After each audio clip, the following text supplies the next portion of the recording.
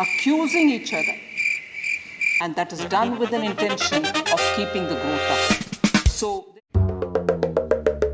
there are a few things which I'll start just so that we know.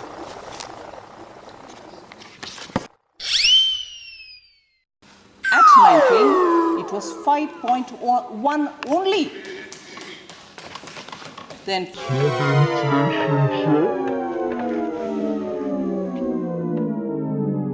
$189.5 billion.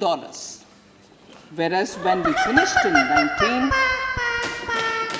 again, sir, foreign exchange reserves, some members mentioned about it. I'd like to give the comparison. Foreign exchange reserves at period end of 2009-14 was $304.2 billion, whereas at the period end 2014-19, it was $412.9 billion, which is 14-19 onwards, NDA1. Sir. I'll also refer to P at the period end, external debt to GDP ratio, which is a percentage ratio.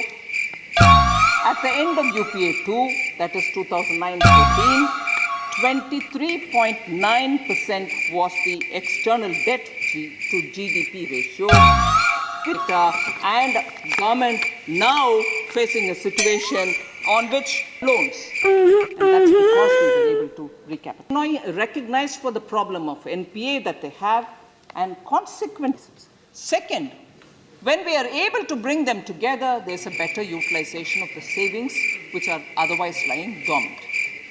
Third, today we need banks in India which can scale up and meet up with the challenges of the day. And therefore we thought it was important. A lot of other matchmaking exercise happened where the technologies are compatible. Now, obviously, all this will be factored in when we talk about why the GDP is slowing down. I just want to say one thing, sir.